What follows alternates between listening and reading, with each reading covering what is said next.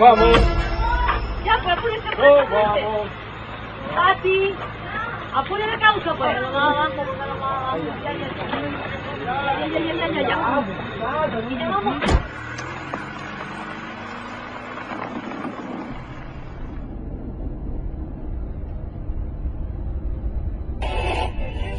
El crecimiento económico de Chile para este año supera todo lo esperado, convirtiendo a Chile Grande en una de las Chile. economías más Seguimos sólidas de siendo Sudamérica. modelo de progreso para el mundo. ¿Cómo es que llegamos a ser un país tan bacán, Tata, si antes era un país tan pobre? Esto comenzó hace muchos años, cuando ustedes no habían nacido. ¿Con la guerra del Pacífico? No, no tan atrás.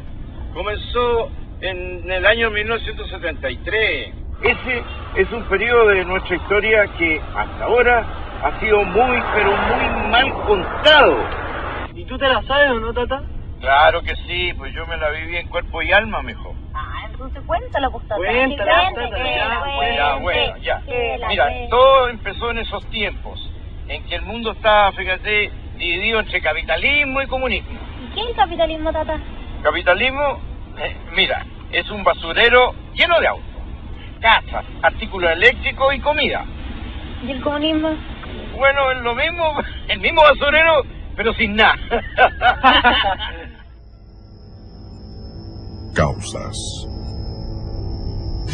En 1970, el mundo se encontraba dividido entre dos ideologías políticas antagónicas e irreconciliables: la democracia y el comunismo marxista. Las dictaduras marxistas ya habían subyugado a la ex Unión Soviética, Alemania Oriental, China y Cuba, e intentaban extender sus dominios hasta América Latina.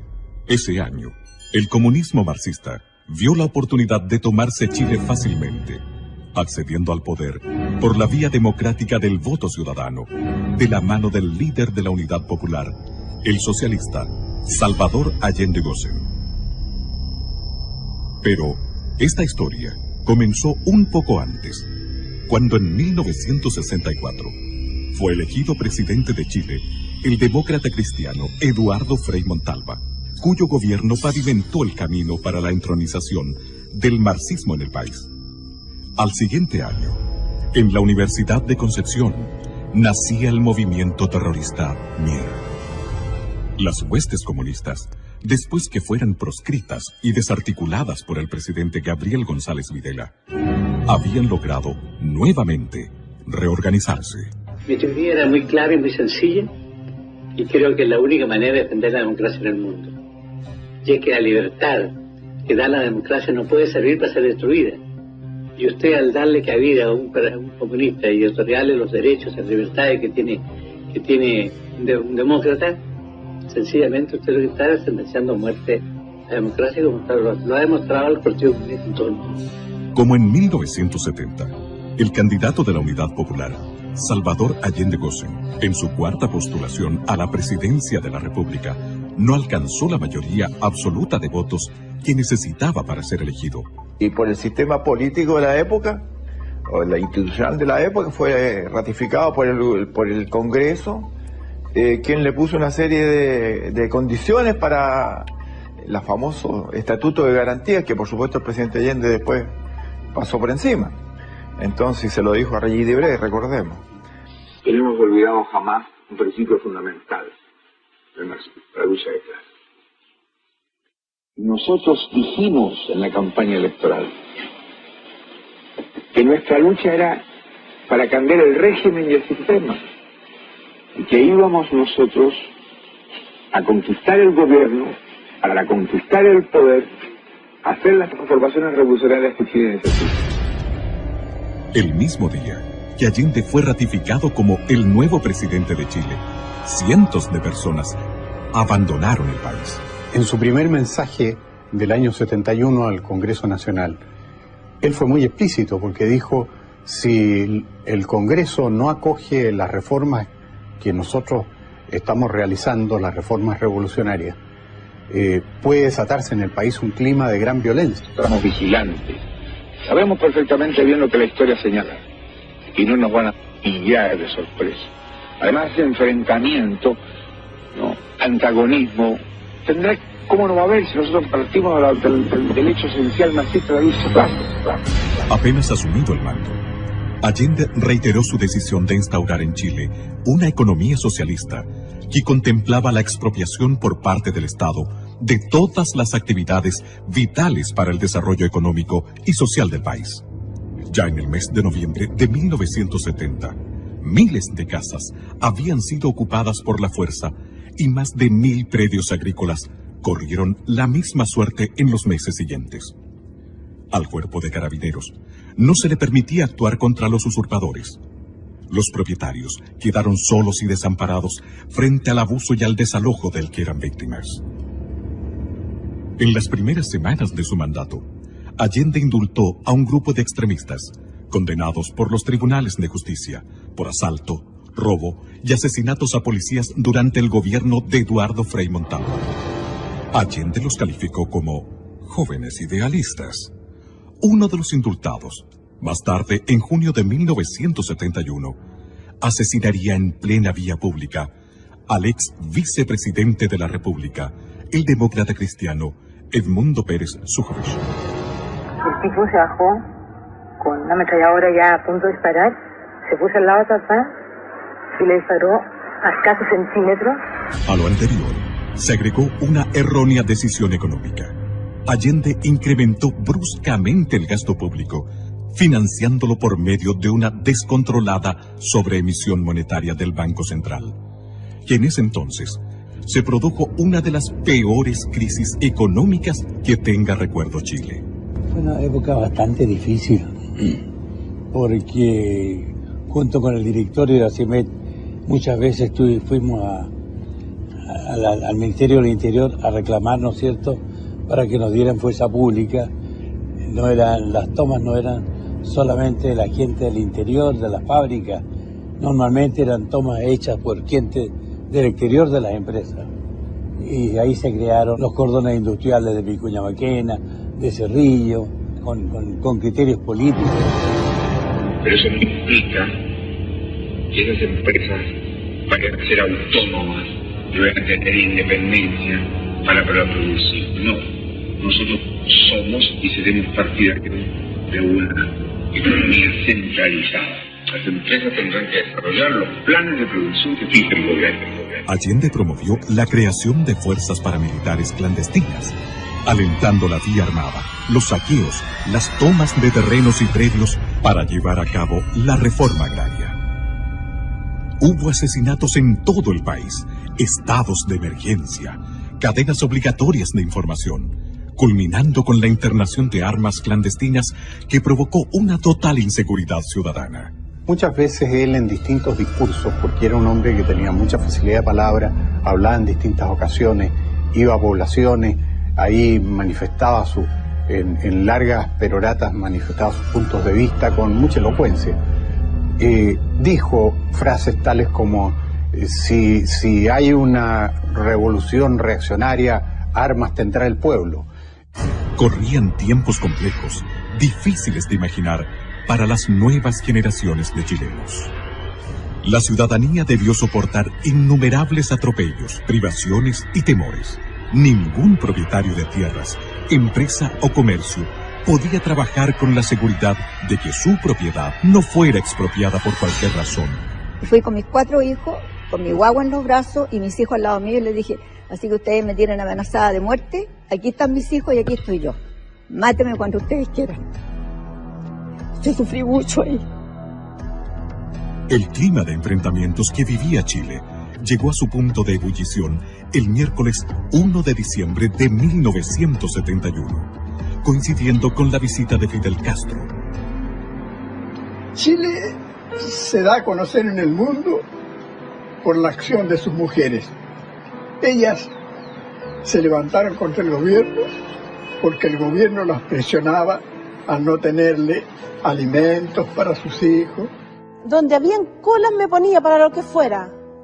No teníamos pasta de dientes, no había jabón, no había con qué hacerse aseo, no había con qué lavar, no había nada.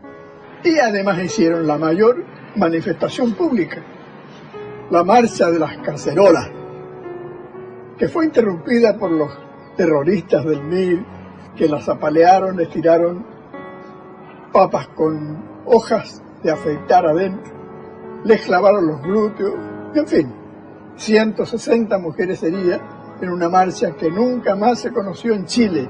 Muchos, y me recuerdo como el día de hoy, cuando muchos tipos de los cordones industriales se pusieron en las gradas del Santa Lucía y nos tiraban papas con gilet, como el día de hoy. Y las mujeres también se encerraron, se tomaron los jardines del Congreso Nacional y se amarraron en sus rejas. Y lloraban. Y la gente que pasaba le regalaba un pañuelo. Ellas añadieron un pañuelo que la gente les dejó y le dieron una vuelta completa con pañuelos a todo el Congreso Nacional. Perdonen que me emocione, pero estos recuerdos son de un hijo para su padre. A la decidida y persistente resistencia de las mujeres chilenas se unieron los estudiantes, protestando ante el intento de implementar la Educación Nacional Unificada ENU, que escondía un plan de concientización de la juventud desde la enseñanza básica a la universitaria. Miles de estudiantes salieron a las calles a defender sus derechos y fueron apaleados por grupos extremistas con el beneplácito del ministro de Educación de la época, el radical Aníbal Palma. La crisis alcanzó muy pronto a los medios de comunicación. Perseguían a nuestros medios. Hubo una clausura de radios que duró 60 días. Las radios en Chile fueron en ese tiempo determinantes para informar a la población de lo que significaba caer en el comunismo. En marzo de 1972, una nueva y grave ilegalidad estremeció al país. Desde un avión de la línea aérea cubana de aviación, fueron desembarcadas en el aeropuerto de Pudahuel una serie de misteriosas cajas. Estas ingresaron al país vulnerando el procedimiento de control del Servicio Nacional de Aduanas, por orden expresa del entonces director de investigaciones y del propio ministro del Interior, Hernán del Canto. Semanas después, se pudo constatar que lo que contenían las cajas era armamento, ingresado ilegalmente al país, destinado al grupo de amigos personales de Allende, GAP. Que las únicas armas las pueden tener las Fuerzas Armadas, y este era un grupo armado paramilitar. Como fue muy criticado el hecho de que tuviera una Guardia Armada personal, GAP, después hicieron un cambio y dijeron no, si en realidad no es una Guardia Armada personal, es un grupo de amigos personales, y a eso obedece la sigla GAP. Años más tarde, el escritor cubano Norberto Fuentes confesaría en una de sus obras que ingresar armamento a Chile en cajas rotuladas como valija diplomática fue un procedimiento común del gobierno de Cuba durante el periodo de Allende. En junio de 1972, otra situación tensional sacudió al país. Al negarse el presidente Allende a promulgar completa la reforma constitucional aprobada por el Congreso, que volvía inexpropiables los predios inferiores a 40 hectáreas. Hay una ley. Esa ley indiscutiblemente nos va a llevar a nosotros a expropiar todas las haciendas, todos los fondos que supere el mínimo establecido por la ley. Y esto produjo un verdadero caos y desastre en la producción agrícola. Tanto es así de que las autoridades reconocieron en su tiempo de que la producción agrícola equivalente al año 1935. Si no hubieran quitado el fondo era como quitarme la vida. Y nos querían quitar el fondo porque estos desgraciados aprobaron una ley, ¿no es cierto?, de quitarle todos los fondos a los agricultores sin pagar ninguna indemnización. Al presidente de la República por enésima vez la actitud ilegal de la autoridad administrativa. La oposición consideró este acto inconstitucional. Las cosas no pueden seguir como están. La Contraloría General de la República le dio la razón. En medio de esta polémica, el Partido Nacional declaró que el presidente de la República, al no promulgar la reforma constitucional, estaba violando en forma deliberada y sistemática su promesa solemne de respetar y hacer cumplir la Constitución y las leyes. ¿Se imaginan ustedes cómo fue esto? en esos momentos en que había una efervescencia nacional, estuvimos a punto de una revolución. En el mes de octubre de 1972, en medio de una inflación galopante que superaba el 260% anual y ante la posibilidad de ser estatizados o ir a la quiebra, la agrupación de dueños de camiones inició un paro nacional. Querían seguir trabajando, había una persecución tremenda, si tú no eres comunista o socialista, preso, ¿ya? Y vino una sensación de inseguridad familiar primero, y después de todos los camioneros que son bravos para sus cosas. Comenzó a fallar la benzina. No le entregaban combustible a los camioneros, que éramos de una línea, ¿ya? Entonces, él formó el Mopare, que era una asociación de dueños de camiones, pero del lado contrario, ¿ya? El Mopare recibía todo, neumáticos, camiones, combustible, y a nosotros nos comenzaron a encerrarnos. Preocupado por la magnitud y los efectos de la protesta liderada por los camioneros, llamó a miembros de las Fuerzas Armadas a integrarse al gabinete, como una forma engañosa de establecer una solución y restaurar el orden. Me nombraron a mí como secretario general de ese entonces para tomar contacto con los interventores que eran de las Fuerzas Armadas, y en ese momento sonó el teléfono del Ministerio de Obras Públicas, donde estábamos, que queda frente a la bolera. Era el presidente de la República que habló con el ministro Miolillate y le preguntó: ¿sabe usted dónde podemos encontrar a Jorge Álvarez? Dígale a Jorge Álvarez, porque así hablaba, que venga inmediatamente aquí a la moneda. Entonces me dice: mire Álvarez, me dijo, soy un convencido que cada hombre tiene su precio. Decirme a mí esa weá. Y por lo tanto yo le voy a hacer un ofrecimiento a usted, con tal que me pare el paro. Que los camiones salgan mañana a trabajar. Y yo le hago depositar a usted en Nueva York, en una cuenta ultra secreta, $1 millón. Yo lo llevo mirando un rato. Si no está de acuerdo, 2 millones me dice. A los camioneros se agregaron luego todos los sectores productivos, paralizando por completo al país. Era obvio que íbamos por un muy mal camino, íbamos en dirección a una confrontación dentro de los chilenos, una guerra civil. Para el presidente Allende, esta crisis fue el verdadero anuncio de que la revolución marxista se le escapaba de las manos. En medio de la anarquía reinante, surgieron los comandos de extrema derecha como respuesta al desenfreno con que actuaban la Guardia de Amigos Personales de Allende Gap y las brigadas marxistas. Los enfrentamientos entre grupos antagónicos se sucedían sin previo aviso en los campos, en las carreteras y hasta en el centro de Santiago y otras ciudades. A fines del año 1972, la crisis económica y alimentaria en Chile se hizo insostenible. El gobierno de la Unidad Popular comenzó a preparar a la población para un plan de racionamiento de alimentos, combustibles y energía.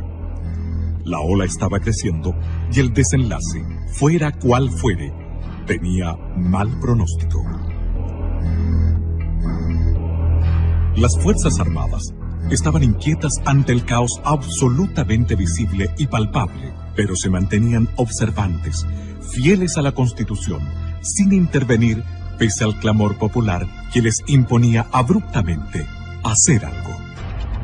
La manera más gráfica y clara de saber lo que ocurría al interior de ellas se devela en alguno de los párrafos de un extenso memorándum confidencial del ejército emitido en 1973 que decía: se ha perdido el respeto por la vida humana, se mata sin temor ni escrúpulo.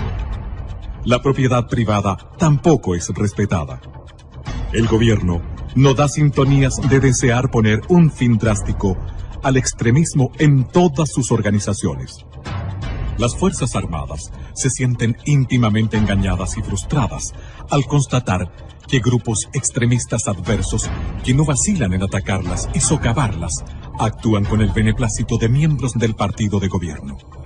Se ha pasado a una nueva etapa de enfrentamiento en el que las Fuerzas Armadas han sido agredidas y penetradas.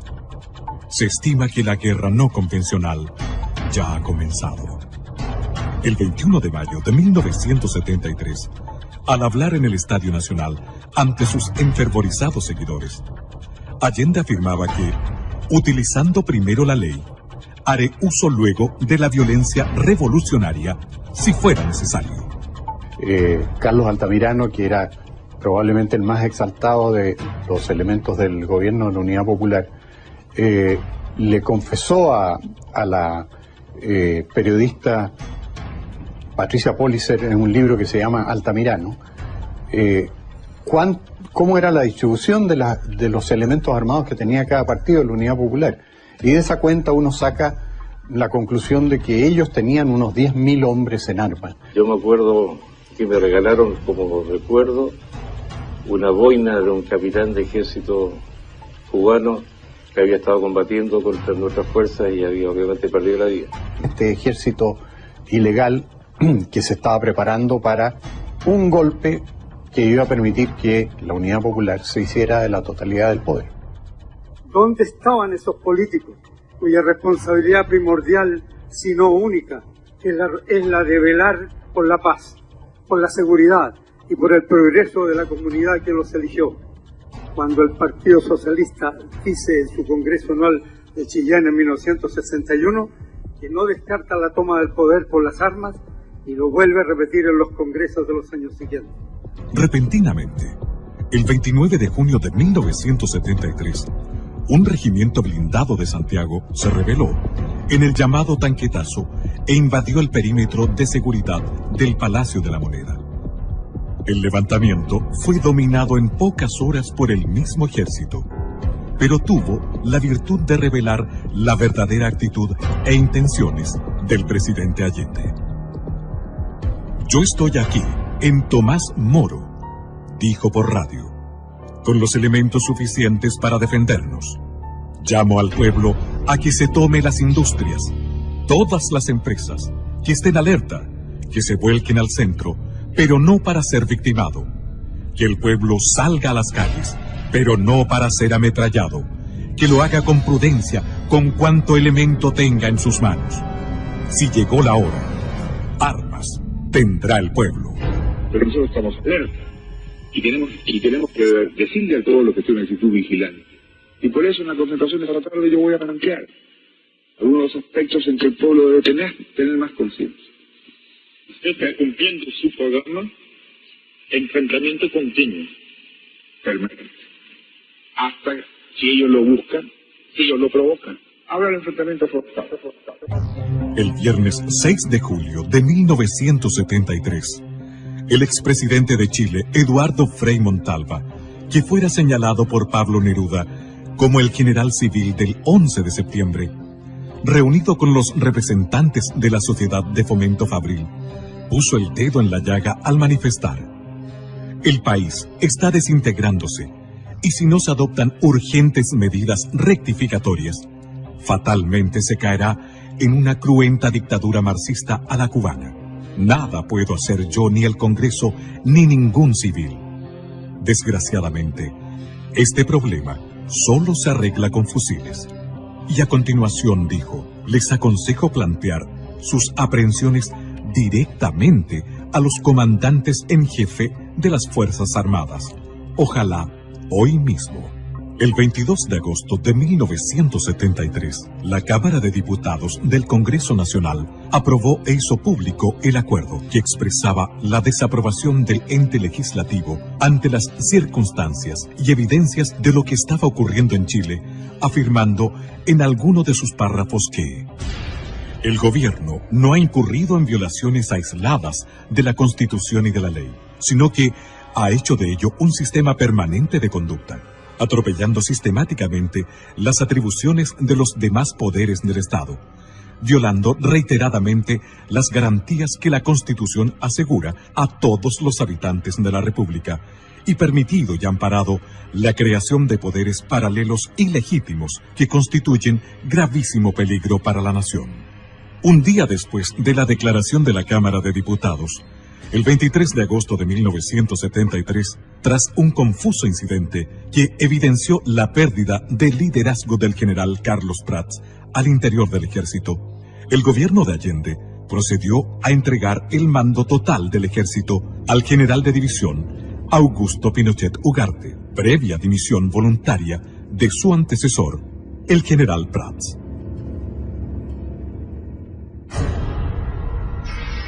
Pronunciamiento militar y estado del país al recibirse.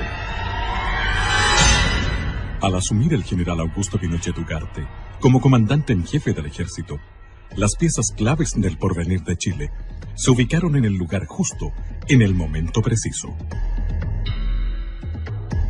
Por esos días, la muerte del joven subteniente del ejército Héctor Lacrampet, asesinado a balazos por un comando extremista, dirigido por el mexicano Jorge Albino Sosa Gil, junto a los furibundos llamados del socialista Carlos Altamirano a defender la revolución en las calles y al inminente riesgo de un autogolpe por parte del gobierno de Allende, determinaron la trascendental decisión al interior de las Fuerzas Armadas. Los oficiales, suboficiales, clase y soldados no tienen la obligación de prestarle obediencia. El 7 de septiembre de 1973, el almirante José Toribio Merino hizo llegar a manos de los generales Lee y Pinochet un mensaje claro y decisivo de su puño y letra. En él se señalaba el día y la hora en que las Fuerzas Armadas entrarían en acción. Los generales en jefe firmaron el documento comprometiéndose con la liberación de Chile. El día 10 de septiembre, a las 16 horas, zarpaba desde Valparaíso la Escuadra Nacional para integrarse a las maniobras navales internacionales UNITAS. Y cuando me recibo de guardia de la noche, me doy cuenta que vamos con rumbo absolutamente contrario al que yo inicialmente suponía que debíamos ir para reunirnos con los buques de la Marina Norteamericana con la cual íbamos a hacer el ejercicio UNITAS. Y allí entonces se me entrega un papel donde dice las Fuerzas Armadas han decidido tomar el control del país y a este buque, que era el destructor Cochrane, le ha correspondido tomar el control del puerto de San Antonio. Ese mismo día, la totalidad del contingente del ejército se acuarteló en sus unidades. Al conocerse al día siguiente el fallo de la Corte Suprema respecto al desafuero del senador socialista Carlos Altamirano. Estas dos situaciones aparentemente fortuitas favorecieron el factor sorpresa de la acción liberadora, disminuyendo el riesgo de un mayor derramamiento de sangre. En la madrugada del 11 de septiembre de 1973, Augusto Pinochet, comandante en jefe del ejército, establece su cuartel general en el recinto militar de Peñalolén, mientras Gustavo Lee, comandante en jefe de la Fuerza Aérea, se instala en su cuartel general de la Academia de Guerra Aérea y el general Mendoza hace lo propio en el edificio de carabineros de General Norambuena, pleno centro de Santiago.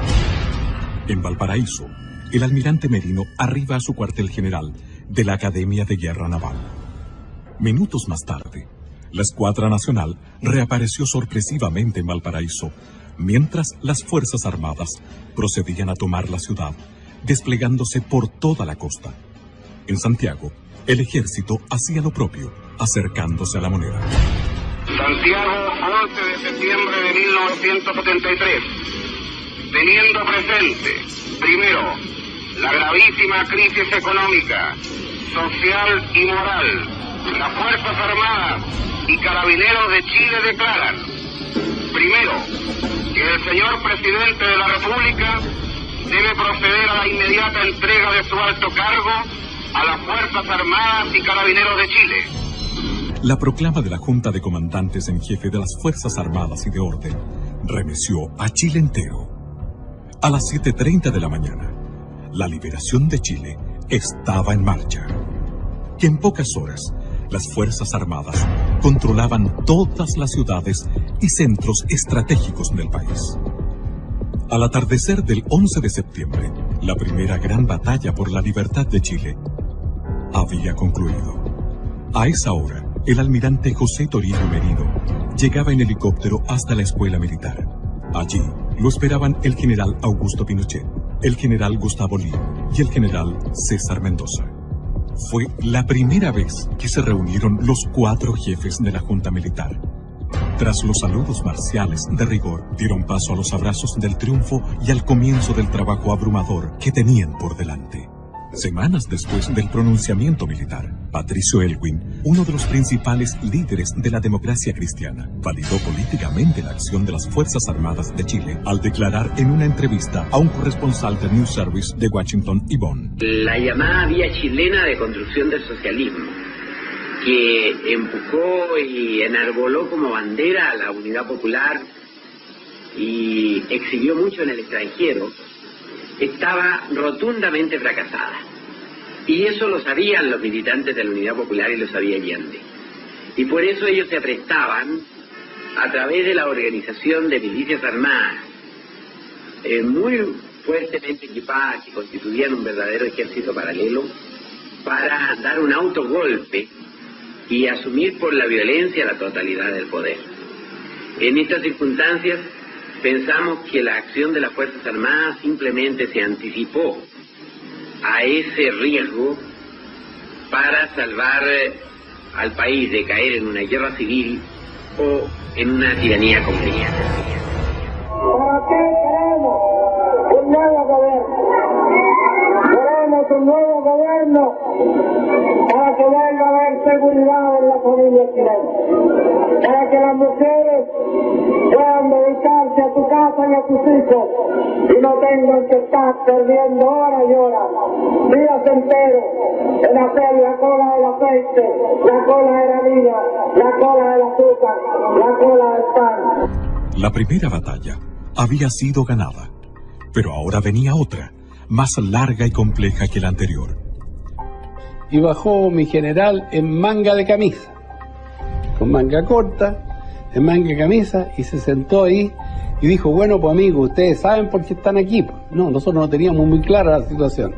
Dijo, porque vamos a formar un comité asesor, porque me tienen que ayudar, pues amigos. Recibían un país absolutamente quebrado, desde el punto de vista económico, social, de todo punto de vista, y especialmente esa confrontación que había entre los chilenos era muy profunda. Así lo estimaba también el expresidente demócrata cristiano, don Eduardo Frei Montalva. Vengo a este sitio para, junto con todas las iglesias de Chile, orar por la paz y la reconstrucción de nuestra patria. Señor general, juráis, por Dios, por la patria y la justicia, cumplir y hacer cumplir los postulados del acta de constitución de la Junta, con toda la energía que vuestro amor por Chile y con todos los medios a vuestro alcance, cualquiera que sea el sacrificio que ellos os demanden? Sí, lo juro. Sí, lo juro. Sí, juro. Sí, juro. Ese mismo día se comunicó a las representaciones diplomáticas acreditadas en el país que la Junta Militar había asumido el mando supremo de la nación y que se rompía relaciones con Cuba y con Rusia. El expresidente Eduardo Frei Montalva declaraba al diario madrileño ABC: el marxismo, con conocimiento y aprobación de Salvador Allende, y acaso por instigación de Allende, había introducido en Chile innumerables arsenales que se guardaban en viviendas, oficinas, fábricas, almacenes. Los militares han salvado a Chile y a todos nosotros. Ese mismo día, 11 de octubre de 1973, al término del primer mes del pronunciamiento militar, el general Pinochet dio lectura a un informe sobre la situación sociopolítica del país, en el que advirtió que la tarea que estaban comenzando exigiría de grandes esfuerzos y largo tiempo. El país vive en estos momentos una de las etapas más difíciles de su historia. Ella es el fruto de una pesada herencia que recibimos. Las palabras del general Pinochet, refiriéndose a que no había plazos ni fechas claras acerca del término de su misión al mando de Chile, no fueron bien recibidas por la clase política chilena, en especial por los partidos de centro que esperaban ser beneficiados con una entrega inmediata del poder por parte de las Fuerzas Armadas. Hasta el mes de julio de 1974, Chile fue conducido por un poder ejecutivo colegiado, en el cual compartían responsabilidades los 4 miembros de la Junta.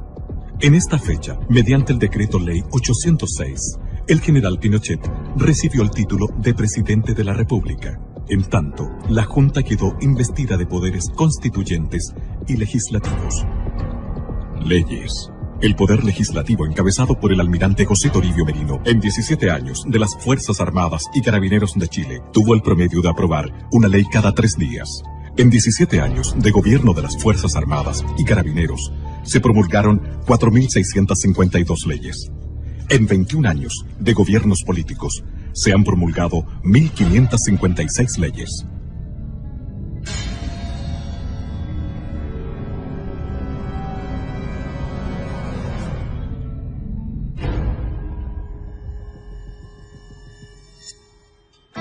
Bajo la conducción del presidente Pinochet, se organizó el Comité Asesor, encargado de diseñar el plan que se requería para sacar a Chile de la ruina en que lo había sumido el marxismo. Nos pusimos en la tarea con varios personajes como Gastón Acuña, Jaime Guzmán, Rubén Díaz, Neira y otros, a la creación de cosas que el gobierno debía hacer, darle ideas a los militares. Si bien los militares no tenían una concepción de detalles sobre el manejo económico del país, contaban con la suficiente inspiración para delinear y aplicar un modelo innovador de desarrollo y con los conocimientos de una serie de destacados oficiales jóvenes que habían hecho estudios y obtenido títulos universitarios en economía en paralelo a su carrera militar. Estudiaba yo en la universidad, en la Escuela de Economía, cuando un día, estando en la Academia de Guerra, el subdirector de la Academia de Guerra era precisamente el comandante don Augusto Pinochet Ugarte. Llegué a Santiago y nos constituyó a cargo del general Canesa a 10 oficiales del ejército que le habíamos tenido de alguna u otra forma de preparación extrainstitucional para que le ayudáramos en esta asesoría, lo que se llamó el Estado Mayor Presidencial primero, pero que después pasó a llamarse el Comité Asesor. Que después de algunos pocos 2 o 3 años se transformó en el Ministerio Secretaría General de la Presidencia. No teníamos ni dónde almorzar, ¿se acuerdan? Y nos dan un rancho como la Carabina. ¿Qué íbamos a alegar? Así nació esta cuestión, de a poquito, de a poquito, de a poquito. Así, asesorado por su propio staff y por la pericia de un grupo de jóvenes y brillantes economistas, egresados de la Universidad Católica de Chile, con postgrado en la Universidad de Chicago, y del propio Milton Friedman, el presidente Pinochet asumió este desafío, firmemente convencido de que era el único modo posible de levantar al país en corto tiempo. El 14 de septiembre de 1973 se integró a este equipo el economista Sergio de Castro, asesor del ministro de Economía Fernando Lenis y uno de los redactores del célebre documento denominado El Ladrillo, que más adelante se convertiría en el líder de los economistas liberales que diseñaron y dieron vida al milagro chileno. Los militares ordenaron todo este asunto del país. Estoy escuchando su conversación y sabe que lo más importante es que una vez que los militares ingresaron al gobierno, automáticamente el marxismo se terminó. Y la guerra también. Ojalá hubiese sido así, porque a partir del 11 de septiembre del 73 se renovó con mayor fuerza la guerra irregular. Tata, ¿qué es la guerra irregular? ¿No son tan guerras? Mira, son guerras no como las tradicionales, es cuando no se ve el enemigo de cara. Eso es terrorismo, es lo que pasa con las FARC, con los talibanes. Chuta, ¿y eso pasó aquí en Chile, Tata? Sí, y muchas cosas más, porque a partir del 11 de septiembre del 73 vinieron muchos problemas, pero hay muchos que lo niegan. ¿Sabes, Tata? No entiendo nada. No te preocupes, yo te voy a explicar. La guerra irregular, atentado al presidente y Carrizal Bajo. Durante el gobierno de Allende, el senador comunista Volodia Teitelboy comentó públicamente que morirían entre 500.000 a 1 millón de chilenos al estallar la guerra civil. Yo recuerdo el mismo 11 de septiembre, por el puesto en que a mí me tocó ir a servir, cuando trajeron el armamento recuperado de la casa del presidente de la República, de Tomás Moro, y aparecieron los fusiles AK-47, los famosos Kalashnikov, este fusil tan en esos años propio del Pacto de Varsovia, o sea, toda la gente de la órbita soviética. Si esta guerra civil nunca llegó a cumplir su sangriento objetivo, fue gracias al trabajo de los servicios de seguridad e inteligencia de las Fuerzas Armadas y de Orden, las que debieron enfrentar un largo estado de guerra irregular que costó la vida a varios de sus miembros. Evidentemente que existía una guerra no regular, una guerra no declarada, pero existía. Nosotros los carabineros sufrimos muchas bajas, nos mataron mucha gente. Todo ese impacto nos llevó a concluir de que habían estas bandas organizadas con mucho poder y hubo que organizar servicios de seguridad que lucharon intensamente contra esa gente y no como se dice actualmente se luchó contra los opositores del gobierno militar, ¿no? Por consecuencia, esto los obligaría a aceptar que el calificativo recurrente de asesinos en realidad se lo merecen quienes armaron a jóvenes inexpertos para enfrentarse al ejército institucional y no los miembros de este, que por obligación profesional debieron reprimir a un ejército irregular. Hoy puedo afirmar que por suerte no obtuvimos la victoria, porque de haber sido así, teniendo en cuenta nuestra formación y el grado de dependencia con Cuba, hubiéramos ahogado el continente en una barbarie generalizada.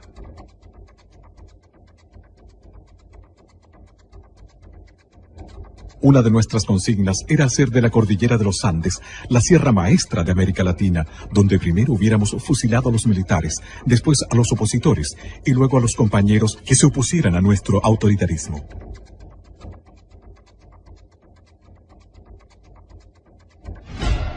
Este estado de guerra irregular solo fue evidente para la ciudadanía a través de algunos hitos que trascendieron hacia la opinión pública, como los secuestros y asesinatos de relevantes personajes del quehacer nacional. El decomiso de los arsenales clandestinos de Carrizal Bajo y el intento de magnicidio contra el presidente de la República. Todo esto se prepara a fines del 83. Ahí comienza a armarse, junto con la creación formal del Manuel Rodríguez, del movimiento Manuel Rodríguez. Esta era una cooperación revolucionaria de Fidel Castro al Partido Comunista. O sea, aquí el Partido Comunista en el año 86 era sí o sí. El régimen militar tenía que terminar, a como diera lugar. Pese a que la Constitución de 1980 dejaba establecidos los plazos para transferir el poder a quienes el pueblo eligiera en los procesos electorales de 1988 y 1989, como efectivamente sucedió, el 14 de diciembre de 1983, surgió la organización autodenominada Frente Patriótico Manuel Rodríguez. ¿Estas armas de dónde venían? Estas armas eran armamento del ejército de Estados Unidos abandonado en Vietnam. Y eso pudo determinarlo un peritaje del FBI, Estas armas fueron llevadas a Cuba, fueron entregadas a Cuba. Y Cuba lo reconoce en más de alguna publicación que se han hecho, en barcos pesqueros de alta mar, los trajeron a las costas chilenas. Sabemos aproximadamente por la cabida que tenían las dos goletas, que ingresaron alrededor de 70 a 80 toneladas y se lograron pesquisar entre 55 a 60 toneladas. El resto o está en la zona o está repartido. Por lo que se ha escuchado, dice que esas armas están en algún lugar y bien guardadas y bien mantenidas. Esta fue una larga investigación, hubo más de 60 a 70 procesados, detenidos, fueron condenados, y los más importantes de estos se fugaron en una gran fuga de febrero o enero del año 90. Y los otros, bueno, los otros están amnistiados, indultados, desde luego ninguno en Chile. Ahora, ¿qué iban a hacer con 4.000, 5.000 M-16? ¿Tenían 4.000, 5.000 combatientes? Había mucho combatiente preparado. Mucho combatiente preparado en Cuba, en Angola, en Nicaragua. Habían oficiales que sí prepararon esto. El propio atentado al general Pinochet, no le quepa la menor duda, que fue preparado por oficiales de Estado Mayor cubanos. El cohete Low para un tanque. El cohete Low genera de 2.000 a 3.000 grados Celsius. Era para que no hubiese salido nadie vivo. ¿Por qué? Porque la carretera era de 2 pistas, una ida y una de vuelta. Cerraron una pista con un vehículo, con una casa rodante. Al otro lado había una quebrada de 200 metros, había un pequeño murallón de 20 metros al otro lado, y por el camino hacia el oriente lo cerraron con una camioneta Loop con 6 hombres, con Low y con M16. Eran alrededor de 21 o 22 hombres. A uno de los vehículos adelantados los carbonizan con un Low. Los matan a los 4 que han convertido en carbón. Miguel Pinochet iba en un Mercedes-Benz. Iban 2. Ellos no sabían en cuál de los 2 iban, pero eran autos blindados. Y les dispararon por todos lados, le tiraban granadas, los autos saltaban. La reconstrucción de escena estaba clarísimo. Pero los autos resistieron absolutamente. Y cuando llega el momento en que uno le dispara un Low, esos que paran un tanque, ahí yo creo absolutamente en los milagros, pero en este caso es un milagro científico, que el Low, para prepararse, entonces para explosar, requiere de un mínimo de distancia, requiere a lo menos 25 a 30 metros para prepararse, porque si no, muere el tirador. Bueno, aquí este hombre se acercó para asegurar el blanco y disparó a 10 metros. Y el Low no estalló. Este vil atentado costó la vida a 5 integrantes de la escolta presidencial y dejó inválidos a otros 12. Sin embargo, una vez más, la divina providencia, junto al coraje y la rápida reacción de los escoltas, no permitieron que se concretara el magnicidio, y el presidente Augusto Pinochet y su nieto de 11 años, Rodrigo García, quien le acompañaba en esa oportunidad, resultaron ilesos. Y al último momento, yo no sé por qué le grité todavía por un vidrio, por una ventana: sube al niño en el auto tuyo. No iba a ir, el niño iba a ir con el médico. Y yo no sé, porque si no, Augusto se habría bajado. Si no va con el niño, se baja y lo matan, por supuesto. Pero Rodrigo tenía mucha pena porque había visto morir a los escoltas. Él al principio lo veía como que fuera una cosa irreal, como de televisión. Así lo veía él al principio. Después se dio cuenta que era real. Yo le dije: mira, hijo, tienes 2 opciones. O esto te amarga la vida, o simplemente lo tomas como una prueba que Dios te da y maduras y lo tomas positivamente o negativo. Es tu elección. Al hacerse público este cruel atentado en contra del primer mandatario de la República, la ciudad de Santiago se volcó a las calles en una marcha que congregó sobre 700.000 personas que desfilaron durante 8 horas frente a su presidente. Destacando las escarapelas del partido Avanzada Nacional, bastión nacionalista que llegó a tener 122.000 militantes.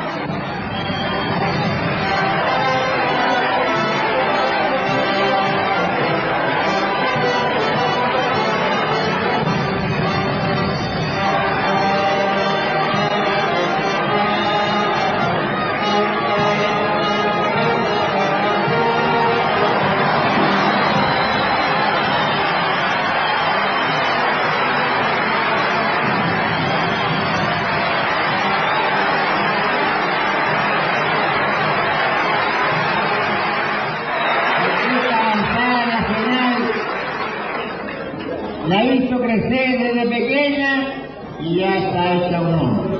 Pero debemos darle la energía suficiente para que sea el primero de los partidos políticos. Surgió precisamente Avanzada Nacional, como he dicho, el 21 de mayo de 1987, con el propósito de contribuir a la tarea histórica de la reconstrucción nacional. Reconstrucción nacional que inició, o que se inició, con el pronunciamiento militar del 11 de septiembre de 1973. Después de sufrir el más vil atentado que me ha permitido seguir viviendo para luchar por la libertad de nuestra patria, reitero que, mientras él me lo permita, emplearé todas mis energías al servicio de esta tierra que tanto. Qué heavy, tata. Mansa historia que no conocíamos. Creo que yo no me sabía la historia completa. Es natural que así sea, porque se ha dicho pocas verdades y muchas mentiras durante largo tiempo. La Concertación se ha empecinado en escribir la historia de Chile solo con fragmentos de verdad. Los logros. El legado del presidente Augusto Pinochet a Chile. El presidente Augusto Pinochet asumió el gigantesco desafío de reconstruir a Chile no solo en el aspecto económico, sino como nación y Estado. Este ideario quedó plenamente expresado en los documentos Declaración de Principios del 11 de marzo de 1974 y en el Objetivo Nacional del 23 de diciembre de 1975, que sirvieron luego de base para reformular la Carta Fundamental y Constitución de la República, sometida a plebiscito el año 1980. Por razones obvias, el mayor esfuerzo inicial fue puesto en la recuperación económica. Y si hay un logro indesmentible, aceptado tanto por adherentes y adversarios del gobierno de las Fuerzas Armadas y de Orden, es que este recibió un Chile en ruinas y entregó un país en orden y progreso. Cuando en el resto del mundo, en prácticamente todo el mundo, existía una política muy estatista, muy socialista, en que era absolutamente distinta de esta economía. En el mismo Chile, la economía estaba absolutamente fijada y manejada, estaban fijadas las tasas de interés, estaban fijados 3.500 precios, sencillamente estaba desconocida prácticamente la propiedad privada. En 1975, para sacar al país de la ruina financiera en que lo había sumido Allende, el gobierno se vio en la necesidad de implementar un tratamiento económico de choque. Tras unos primeros años de dificultades, el método aplicado comenzó a afianzarse y el país inició una rápida recuperación económica. El sorprendente progreso y prosperidad de Chile motivó a que el mundo comenzara a hablar muy pronto del milagro chileno. Años más tarde, en 1985, en medio de la primera gran crisis que estremeció conjuntamente a todas las economías del planeta, el gobierno llamó a integrar el gabinete a Hernán Vigi. Tras conocer su propuesta para superar el aciago momento, el presidente Pinochet lo nombró ministro de Hacienda. Bajo su gestión, se retornó a los principios liberales implementados con éxito por los Chicago Boys. Se controló la crisis y se inició el notable crecimiento económico que llevó a Chile a duplicar su PGB en los siguientes 10 años. En Chile y en el mundo se habló entonces del segundo milagro chileno. Posteriormente, entre los años 1985 y 1990, y dado su exitoso resultado, el sistema financiero aplicado en Chile fue adoptado por los gobiernos de Estados Unidos e Inglaterra y, paradójicamente, tras la caída del comunismo, por la mayoría de los gobiernos socialdemócratas. Que los logros del gobierno militar son muy grandes, que se han tratado de minimizar por el mundo político hoy día, pero hay que visualizarlo en todo su contexto. Fíjese que él nunca hacía mención de las cosas que había hecho. No se vanagloriaba de nada. Siempre pensaba que tenía que completar otras metas, que no todo estaba terminado. Yo creo que el tema de las obras de mi papá, no creo que nadie debe mencionar nada, es simplemente la historia. Hoy Chile es lo que es gracias a él. Justamente en la parte educacional, que hoy está tan de moda, era uno de los puntos que él siempre quiso completar. Consciente de la urgente necesidad de dotar a Chile de un sistema descentralizador que potenciara los recursos humanos, materiales y productivos de cada lugar geográfico del país, el gobierno dictó uno de los decretos más significativos para el desarrollo de Chile, el Decreto Ley número 575, que instauró la visionaria división política y administrativa del país, conocida como la regionalización. Y todos integrados a hacer lo que estamos haciendo. Si todos tenemos un objetivo, que es levantar a la nación. No se trata de levantar una parte, se trata de levantar todo el país. Me dijo, yo quiero, así con la voz que tenía, yo quiero un organismo de colaboración al más alto nivel y en todas las direcciones. ¿Está claro? Sí, mi general. Bien, a trabajar. Esta nueva división política y administrativa de Chile fue un paso gigantesco en pos de la integración del país, que hasta la fecha aparecía extremadamente dependiente del gobierno central. Tras la regionalización, con notable visión geopolítica, el presidente Pinochet hizo realidad la construcción de la carretera austral, la ruta más hermosa de nuestro país, integrando a Chile, el extremo sur y a sus habitantes. Era al país a un porcentaje importante del país que estaba totalmente aislado. Y el regimiento Araucano Osorno inició el camino, la carretera austral, desde el lago Yelcho hacia el sur. El presidente de la República dispuso que se iniciara el camino desde Chaitén al sur, y es así como el año 82 se inauguró el tramo de Chaitén a Coyhaique, 420 kilómetros. Y además de esos 420 kilómetros se hicieron 7 caminos transversales. ¿Ante cuánto teníamos que sacrificarlo para salir a hacer nuestro trámite? En barco hasta 20 días o más, y por ahí se echaban a perder los barcos o el temporal, el viento, no podían traficar, ahí tenía que uno estar sin poder avanzar. Es un orgullo el haber tenido cerca nuestro al ejército, porque para nosotros el ejército, y más bien don Augusto Pinochet, nos sacó del aislamiento. Antiguamente Chile llegaba a Puerto Montt y nosotros supimos que en realidad éramos chilenos cuando llegamos a ver, cuando llegó el ejército a Villamurta a desembarcarse en una barcaza y ver uniformados que nos dijeron que nos sacarían del aislamiento. A él le gustaba estar con la gente. Yo le digo una cosa, el general Pinochet recorrió la carretera austral todos los años, 1 o 2 veces, ¿no? Entregó escuelas, tomó contacto con la gente, entregó centrales hidroeléctricas, entregó postas. Recorrió toda la carretera, pasó por la carretera. Sí, fuimos al encuentro de él cuando yo trabajaba en Guadalajara ese tiempo, y al cruce de Guadalajara fuimos. A darle un esquinazo. Esta región a él lo recordará por las grandes obras, porque es el único presidente que ha tenido Chile que se ha acordado de nosotros. Es el único que nos hizo una carretera austral, es el único que dio luz, que dio teléfono y que nos dio las comodidades que hoy tenemos. En septiembre de 1973, el sector de la gran minería del cobre, soporte económico de Chile actual, estaba tan arruinado y abandonado como el país mismo.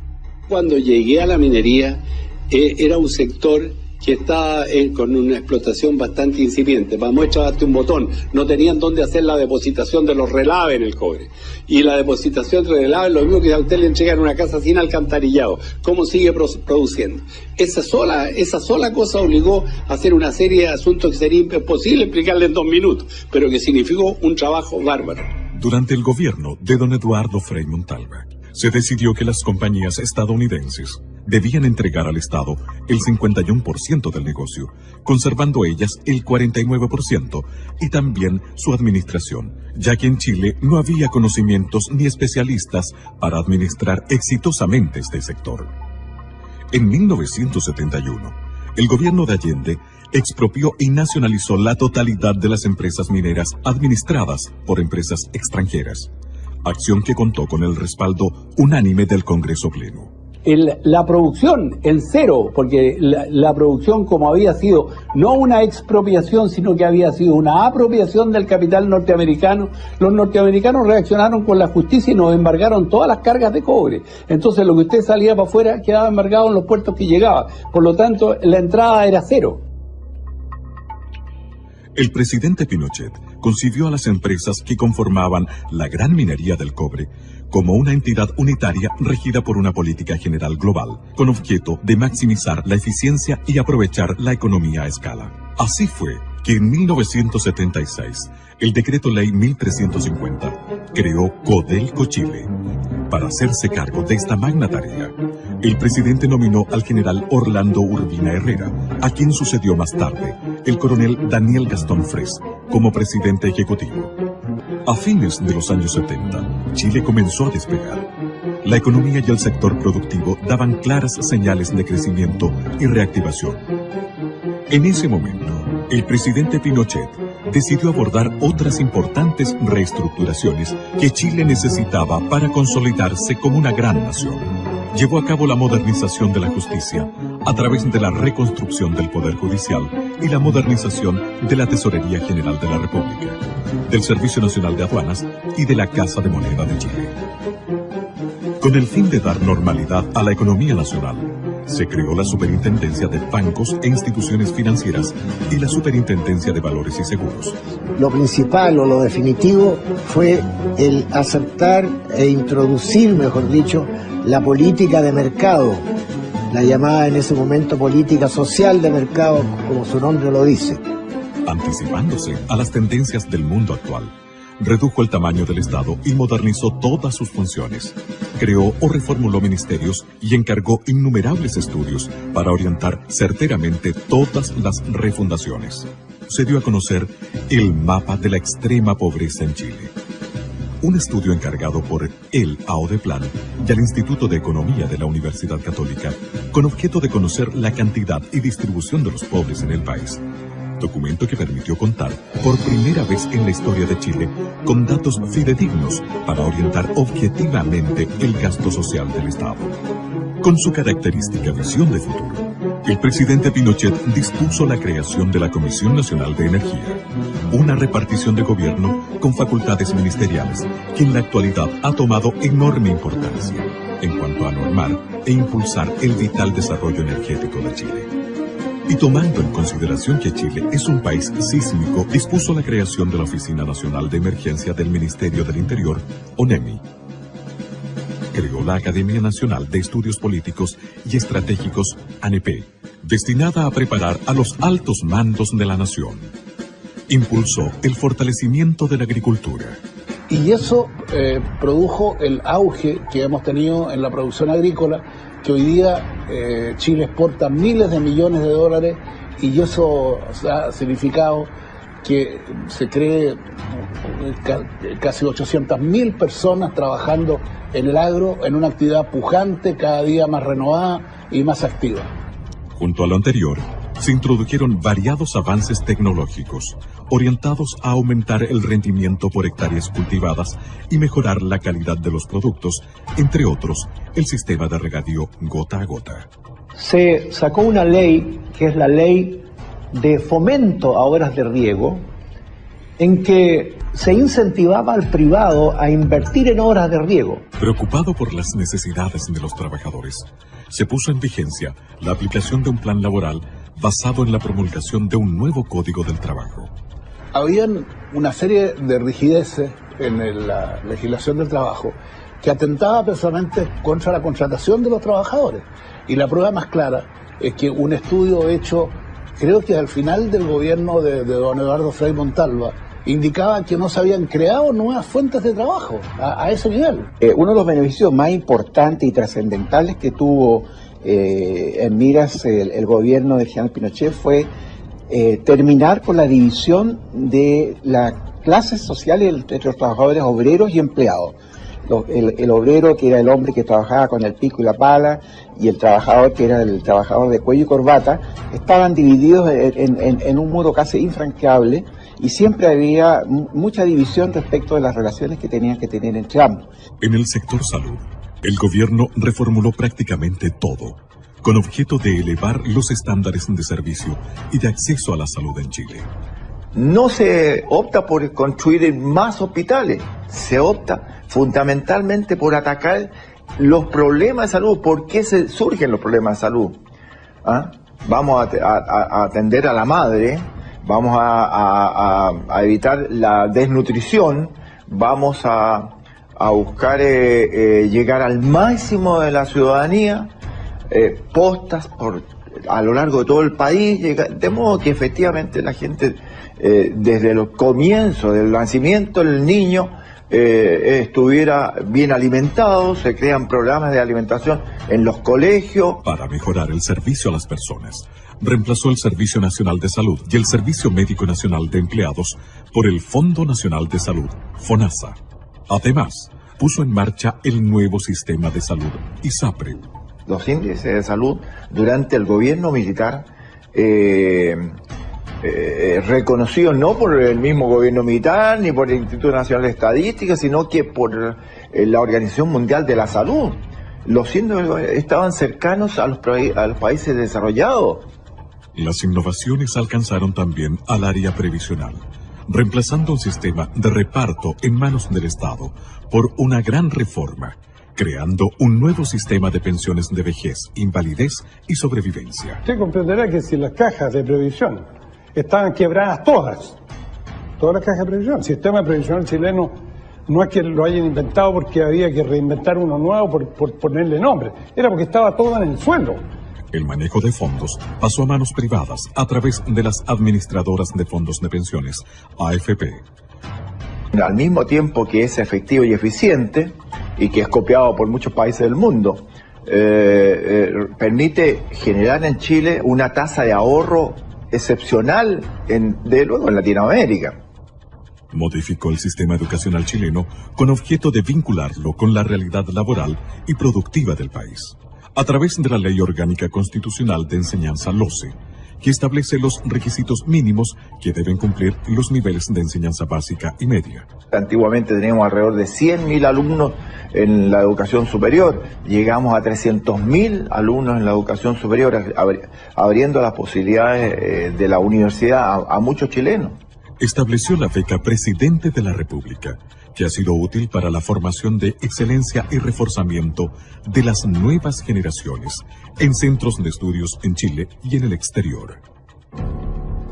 En 1980, tras varios años de estudios y redacción que comenzaron en 1974, el gobierno de las Fuerzas Armadas y de Orden sometió a la opinión de la ciudadanía el texto de la nueva Constitución de la República de Chile, a través de un plebiscito que convocó sin distingos políticos partidistas a todos los chilenos residentes en el territorio nacional. Total nacional. Votos sí, 3.300.000. 943.068. Votos no, 1.729.018. Nulos, 165.855. El país aprobó la nueva Carta Fundamental, que hasta hoy rige a Chile, dándole pleno respaldo a las reformas y modernizaciones presentes en ella, como también a las disposiciones transitorias que establecían que la Junta de Gobierno asumía las funciones legislativas y constituyentes con el capitán general Augusto Pinochet Ugarte como única autoridad ejecutiva a nivel nacional, y al marco institucional que establecía el mecanismo para la sucesión del presidente a través de un plebiscito a efectuarse en 1988 y posteriormente, según los resultados de este, la realización de elecciones libres presidenciales y parlamentarias en 1989, tal cual aconteció.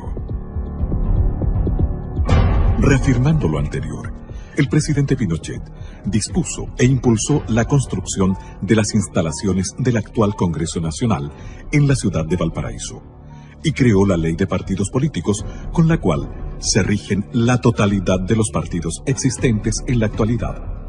Con notable visión geoeconómica, el presidente Pinochet puso especial énfasis en el desarrollo del comercio exterior que años más tarde daría paso a los innumerables tratados de libre comercio que han significado prosperidad económica y nuevas fuentes de trabajo en Chile. Y creó ProChile para proveer al comercio exterior de un instrumento de promoción y respaldo especializado, con una oficina en cada una de las sedes diplomáticas nacionales. En este periodo se inició el gran poder exportador de productos no tradicionales que a la fecha solo era de carácter minero. Chile se convirtió en el principal país exportador hortofrutícola del hemisferio sur.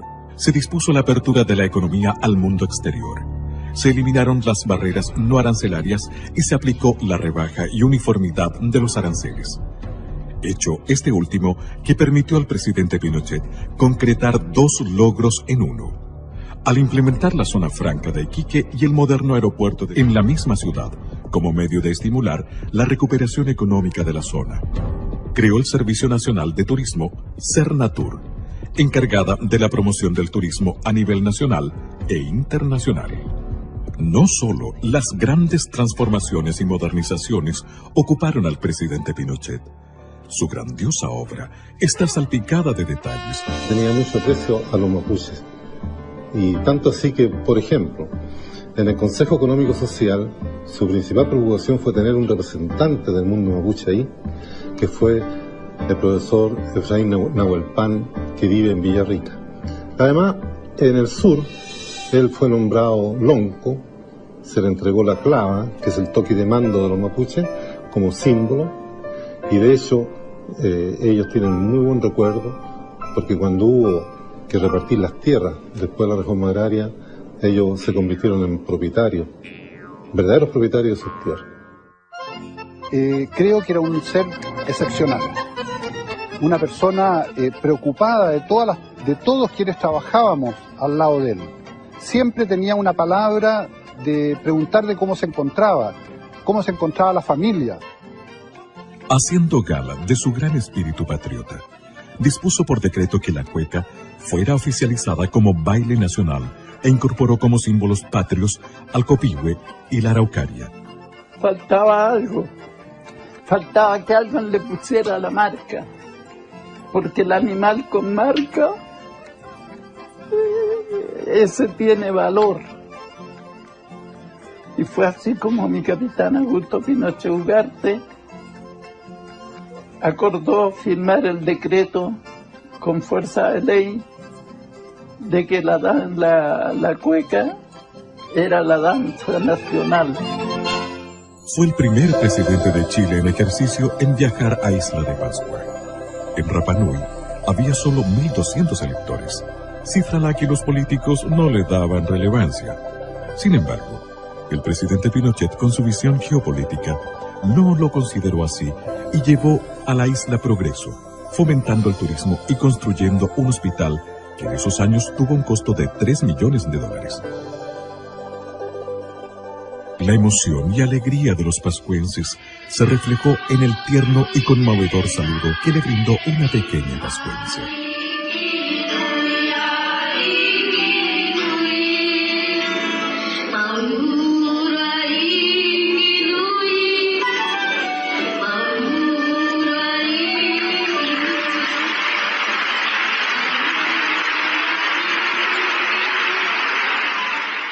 Es dable destacar que durante el gobierno del presidente Pinochet, en Chile se realizó la mayor cantidad de obras públicas y sociales que se haya gestado antes en el país.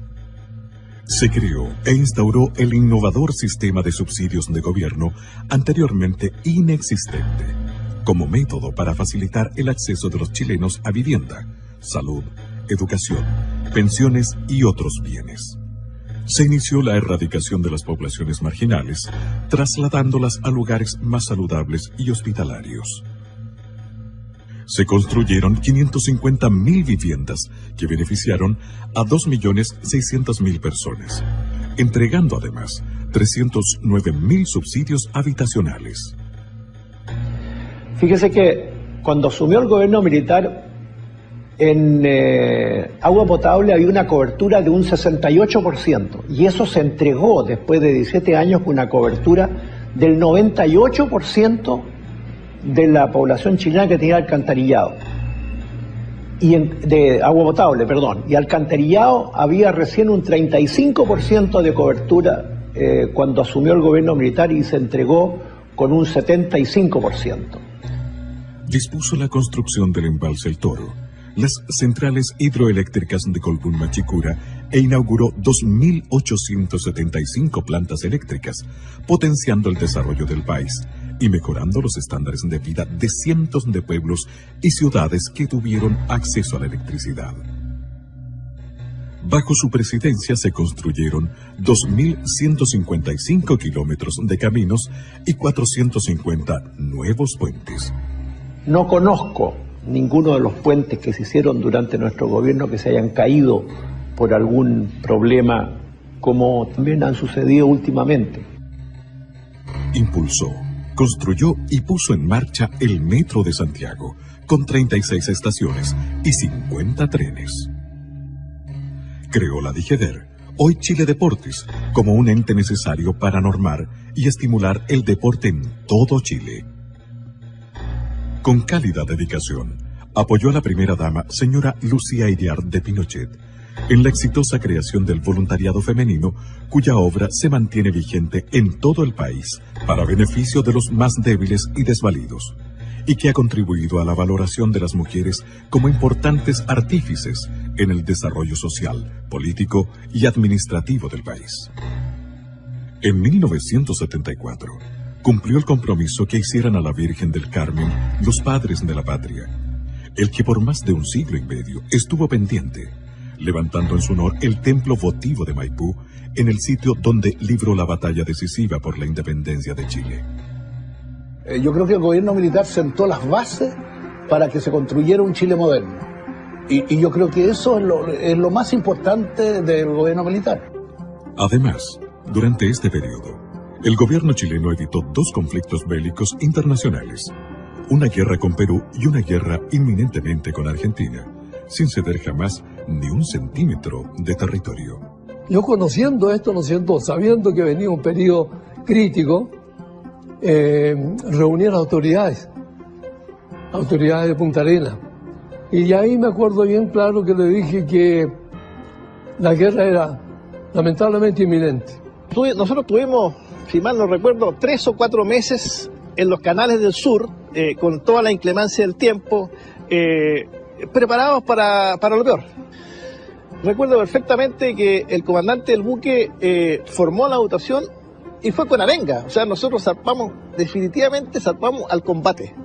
Era un buque, para ponerlo en palabras simples, un buque señuelo de misiles. O sea, era el buque que de alguna forma iba a atraer a los misiles de la escuadra enemiga, con la cual nos íbamos a encontrar a las 7 de la mañana.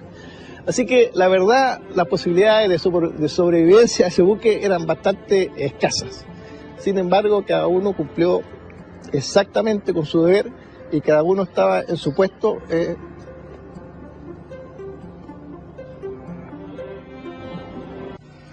Y muchas veces, señores, tuve que soportar la tensión de ver cómo la República Hermana de Argentina efectuaba ejercicios, acciones de guerra hasta la línea de frontera. Y ahí fue cuando en esa oportunidad le manifesté al señor presidente Videla que mientras hicieran ejercicios hasta la frontera no había problema, pero ahí se pasaba la línea de frontera, ahí se pasaba. Recibí esa orden que estaba escrita directamente que a Pinochet y decía más o menos lo mismo: ante posible acción ofensiva de fuerzas argentinas, defenderá su zona jurisdiccional combatiendo hasta el último hombre.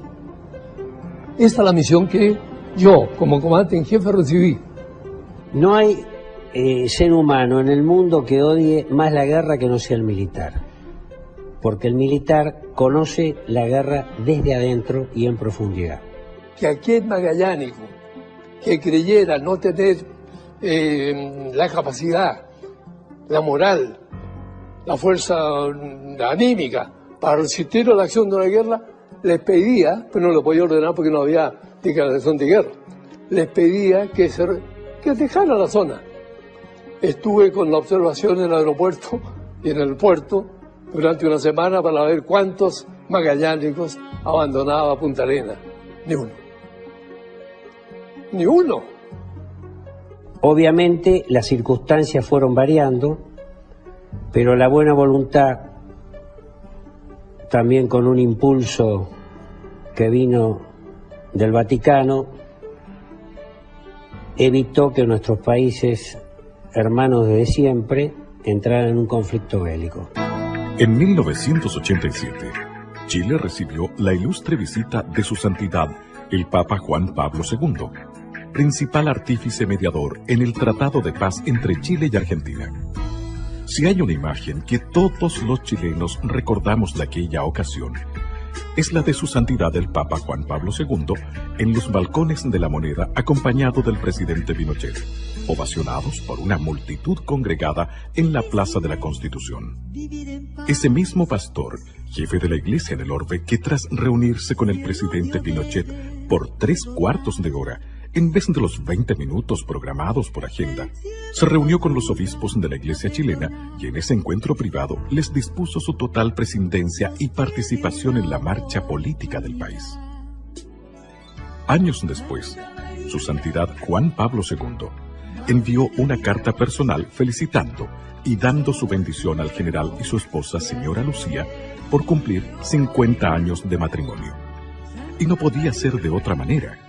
Pinochet fue un católico observante que durante todo su periodo de gobierno respetó e hizo respetar los valores de la Iglesia, como también el de los otros credos religiosos. Oye, ¿te conviene que hayan caballos? Oye, mami, me dijiste que había motos. No, sí hay. Llegamos, al fin. Ay, ay, ay. Apúrate. ¿Está buena la vista? Mira, la verdad es que está bonito, ¿ah? Sí, igual hemos invertido tiempo acá. Mira este paisaje, Samuel, miren. Miren la maravilla, la panorámica, mira. Y ese letrero dice Carretera Austral, Augusto Pinochet Ugarte. Qué espectacular, ¿te gusta?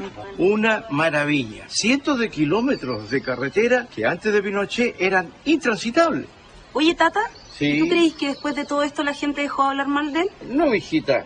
El dicho es que el mal nunca descansa.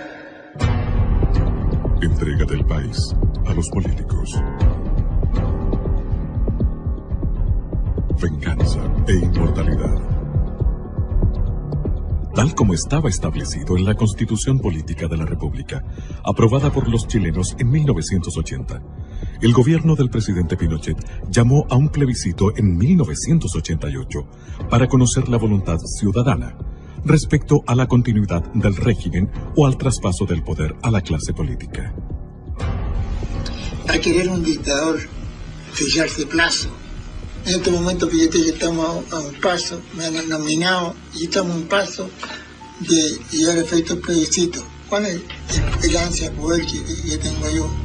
Una alianza circunstancial e instrumental de las fuerzas políticas adversarias, unidas a una campaña publicitaria nacional e internacional sin precedentes, inclinó la balanza hacia la entrega del país a los políticos. Que por sobre la contingencia está Chile y sus valores permanentes. En consecuencia, acatamos los resultados que el país ya conoce. Esa imagen, que yo cuando era senador también la viví, cuando el general Pinochet le entrega la banda presidencial a Elwin, ningún gobierno de facto que yo conozca ha hecho eso. Y eso no se ha resaltado convenientemente.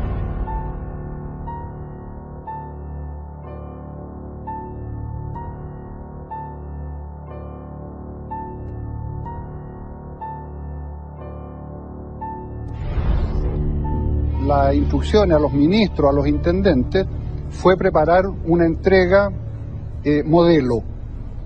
Y así se hizo en cada una de las oficinas públicas, entregar totalmente transparentado lo que era en ese minuto el organismo fiscal. Se entregaba a una nación ordenada, fuerte y sólida, que ostentaba un 5% de cesantía y un 7% de crecimiento económico. Y en este momento se ingresa ya a la sala de plenarios, con lo cual se da inicio así a la solemne ceremonia en que el presidente de la República dará cuenta de su gestión de gobierno de estos 16 años.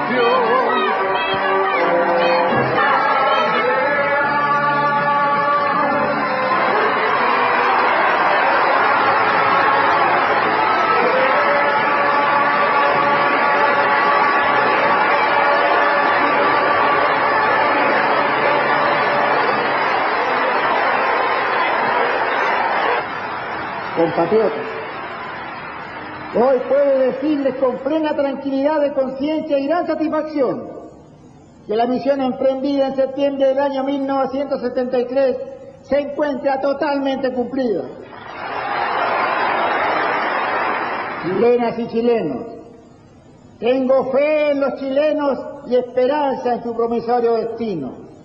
Las tengo porque en estos 16 años de trabajo conjunto hemos forjado una orden institucional cuya solidez y coherencia constituyen el fundamento más sólido para seguir avanzando hacia el pleno desarrollo. No olvidemos nunca que fuimos capaces de levantar a Chile de las ruinas y que hemos construido un país nuevo, moderno y pujante.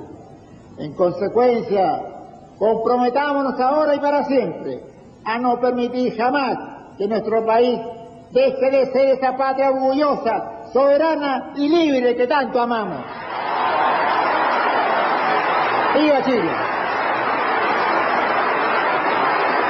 El poder civil fue asumido por un gobierno de coalición o de concertación de partidos políticos, donde figuró la Democracia Cristiana, el Partido Radical, el Partido por la Democracia y el Partido Socialista.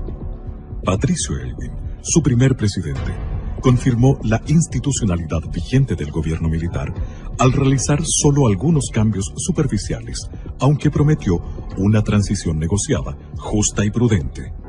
A poco andar, creó la Comisión Rettig, so pretexto de primero conocer la verdad antes de establecer la reconciliación.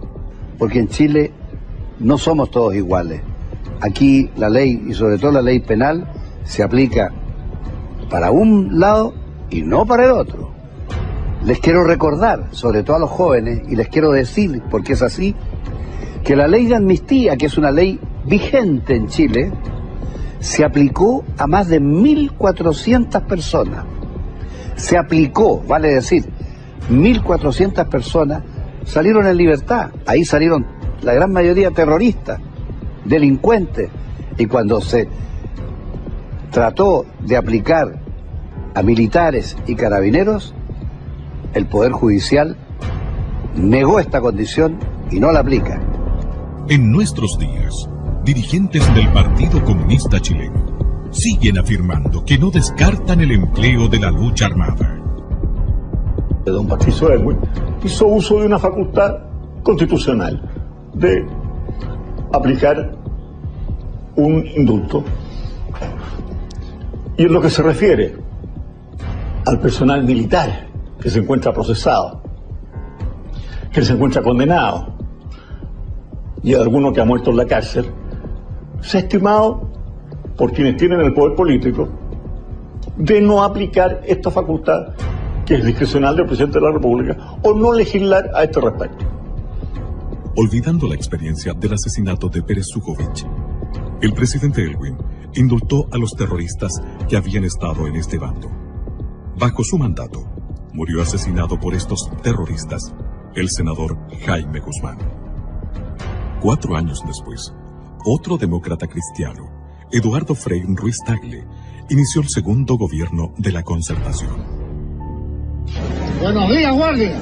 ¡Buenos días, mi general! Durante su periodo, el general Pinochet asumió como comandante en jefe del ejército, cargo que dejaría más tarde para integrarse al Senado de la República como senador vitalicio.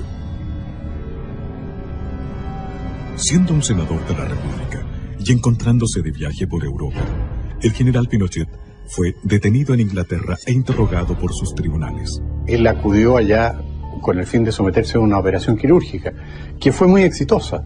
O sea, si no hubiera sido por este episodio desatado por el juez socialista, digo juez socialista porque había sido diputado socialista, Baltasar Garzón, y un íntimo colaborador de Salvador Allende, como fue Joan Garcés, que promovió esta acción, de concierto con Garzón. Entonces, ellos dos urdieron esto y enviaron un oficio al gobierno socialista inglés. Los laboristas gobernaban en Inglaterra en ese momento. Entonces fue una alianza política que en el fondo se tradujo en el secuestro del general Pinochet. El juicio mismo en Londres fue una cosa grotesca, ¿se fija? Porque tanto ustedes se acuerdan que se recusó un juez y se ganó esa recusación. Yo creo que eso fue una vergüenza mundial, un escándalo, realmente un escándalo. Y además en violación de toda la legislación conocida, porque el general Pinochet tenía inmunidad oficial. O sea, él como ex jefe del Estado y además con un pasaporte oficial del gobierno chileno no podía ser detenido. La noticia de su detención provocó gran revuelo mundial. Los medios de comunicación marxistas y socialdemócratas connotaron el hecho como un triunfo de la democracia. Y queremos decirle al juez Garzón que lo entienda muy bien. Chile ha sido, es y será siempre un país libre y un país soberano.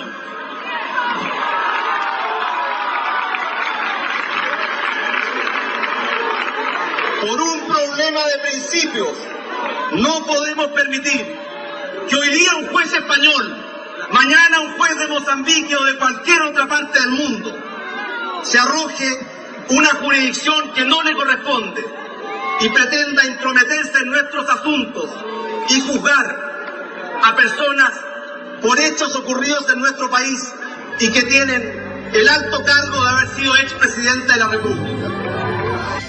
Dentro de los sentimientos de apoyo que provocó en nuestro país el secuestro del general Pinochet en Londres, fue el que unió por esos días a las barras bravas del fútbol profesional, la Garra Blanca de Colo-Colo y los de abajo de la Universidad de Chile, los que jugaron un partido amistoso de baby fútbol pidiendo la libertad, y en el acto de conmemoración del 11 de septiembre que se realizó ese año se dieron un fraternal abrazo.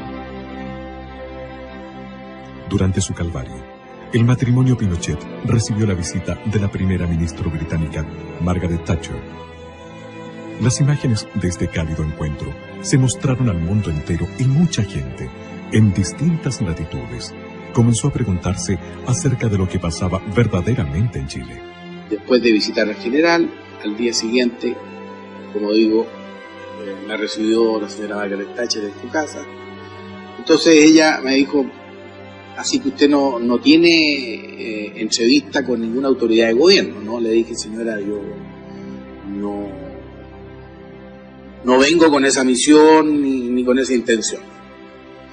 No, me dijo, yo creo que usted debe tratar de reunirse con alguien, porque es bueno que a lo mejor el gobierno inglés conozca un poquito la visión real de lo que está pasando en Chile. Gestionó una entrevista con una persona que trabajaba en el gabinete del primer ministro. Llegué a la oficina de este caballero y fue muy atento, me recibió y estuvimos conversando un momento. Así que me permití en ese momento decirle, mire, yo le agradezco que me haya recibido, solamente venía yo a visitar al general, que está acá, pero ya que tuve esta oportunidad, le voy a expresar, y creo que es bueno que usted lo sepa, el sentimiento de mi institución, que es la que yo represento. Y quiero ser bien claro en eso.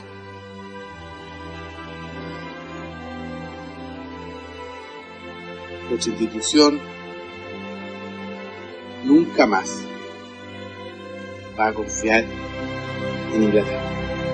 Lo de Londres fue terrible, pero fue algo inesperado, absolutamente, en el primer momento. Ahí lo vi triste, lo vi terriblemente. Mira, cada despedida era, para él sentía que se iba a morir en cada despedida cuando se... Creo que sintió una gran desilusión, pero, y también temor que a lo mejor no muriera en su tierra. Estaba lejos de su patria, porque él no, para él morir lejos de su país, no mirando la cordillera, era una cosa horrorosa. También impactó la masiva presencia de connacionales que viajaron a darle su apoyo al general Pinochet, enfrentándose en las calles de Londres a una orquestada movilización internacional. Y teníamos que demostrar que él también tenía un gran apoyo, que era muy querido en Chile. Y la verdad que el grupo humano de gente que fue, estábamos todos muy compenetrados y muy con ganas de poder de decirle a él y al mundo que efectivamente él no estaba solo. Y alguna vez lo vi comiendo una empanada chilena hecha por mí y llorando como hombre, llorando de emoción. Y justamente fue para el 18 de septiembre, donde cantamos el himno nacional y todos llorábamos de emoción y de pena de lo que estaba pasando con él, que lo pasó muy mal. Y la verdad que fueron momentos súper fuertes, ¿eh? Y la gente, incluso la gente que vivía allá, los chilenos, nos miraban y no podían creer, decían cómo había gente que había venido de tan lejos a demostrar su cariño por él. Cuando yo acompañaba a mi capitán general en Londres, cuando lo fui a cocinar, lo que le dolía a él eran los traidores. Porque me decía, Coquito, los comunistas siempre me odian, tienen derecho, pero los que me cargan son los traidores. Así que usted, si alguna vez le dio la mano y él se la dio con cariño, no puede traicionarlo, porque está traicionando a su país. Y eso me duele a todos los que tenemos buena memoria. Así que, ojo, porque la cuenta se pasa. Los políticos tienen que saber a dónde van. Y espero que conduzcan bien este país, porque lo veo bastante complicado. En diciembre de 1998, desde Londres, el general Pinochet envió a los chilenos una sentida carta. A través de sus párrafos, es posible avisorar la absoluta claridad que él tenía acerca de las razones y de los gestores de su detención. Impedido de regresar a mi país y viviendo la experiencia más dura e injusta de mi vida, expresaba la carta, quiero agradecer a mis compatriotas todas las nobles muestras de cariño y apoyo que me han dado. He sido objeto de una maquinación político-judicial, artera y cobarde, que no tiene ningún valor moral, mientras en este continente y específicamente en los países que me condenan mediante juicios espurios, el comunismo ha asesinado a muchos millones de seres humanos durante este siglo. A mí me persiguen por haberlo derrotado en Chile, salvando al país de una virtual guerra civil. Ello significó 3.000 muertos, de los cuales casi un tercio son uniformados y civiles, que cayeron víctimas del terrorismo extremista. Más adelante, aclaraba, si con mi sufrimiento se puede poner fin al odio que se ha sembrado en nuestro país, quiero decirles que estoy dispuesto a aceptar todos los designios del destino con la más absoluta confianza que Dios en su infinito amor, sabrá hacer fecundo este sacrificio que le ofrezco para que triunfe la paz, y en el amanecer ya del nuevo siglo, sean los chilenos un pueblo unido y reconciliado, como el que siempre soñé alcanzar a ver. Finalmente, Inglaterra dio cuenta a tiempo que su justicia no podía ser dirigida por un juez español que estaba gastando su presupuesto y prestigio, y que ello no la llevaba a nada beneficioso. Era arbitrario, o sea, no tenían por qué tenerlo preso los ingleses. Gracias a Dios que fueron los ingleses y no los españoles. Fue una gran emoción saber que volvía, y también a la vez algo increíble, porque no podíamos creerlo después de tanta tensión, tanto momento difícil. Fue como el término de una pesadilla. Y ya el hecho de ver en la televisión cuando el avión despega en dirección a Chile, ya fue como, bien, era verdad, en realidad. El gobierno dispuso que el general Pinochet no fuera recibido con los honores que merecía, y que miles de adherentes esperaban que así fuera. Sin embargo, el general comandante en jefe del ejército, Ricardo Ixurieta, lo recibió como correspondía. Era senador de la República, expresidente, había sido excomandante en jefe. Entonces, el hecho que estuvo tanto tiempo en Londres para nosotros era una situación que no era grata. Las imágenes de esta recepción, al ser publicadas en la mayoría de los medios de comunicación internacionales, de nuevo hicieron cavilar sobre lo que verdaderamente había sucedido en Chile. La historia de Chile no comenzó el 11 de septiembre. El 11 de septiembre es el día último en que Chile se destrozaba y se caía a pedazos. No amanecieron con ganas de tomarse el poder. Lo que hicieron fue a petición de la inmensa mayoría de chilenos, incluso de aquellos que hoy día dicen que no, incluso de aquellos que en ese momento fueron a dejar su anillito y dieron plata y hoy día dicen que no. Incluso con ellos,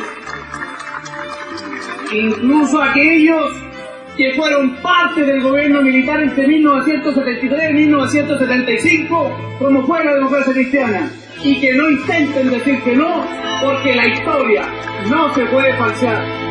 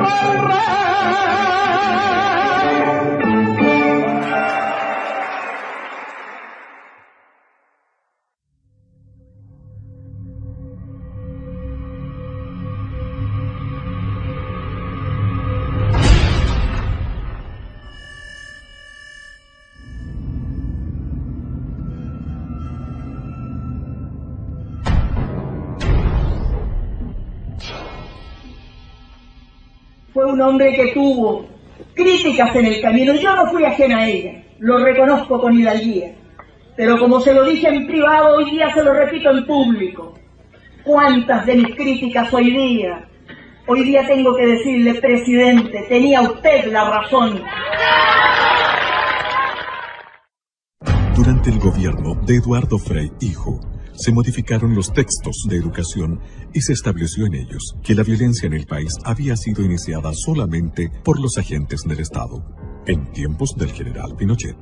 El cambio en los textos de educación fue una clara demostración de querer borrar de la historia el periodo de guerra irregular que se mantuvo vigente por casi 30 años en Chile, con algunos momentos más álgidos y duros que otros. El presidente Eduardo Frei Ruiz-Tagle, lamentablemente, con la anuencia del mando militar, tratando quizás de dar señales de consenso reconciliador, estableció una mesa de diálogo, con lo que se judicializaron todas las causas militares. El perjuicio mayor fue para los militares que habían actuado directamente en la lucha contra la actividad terrorista.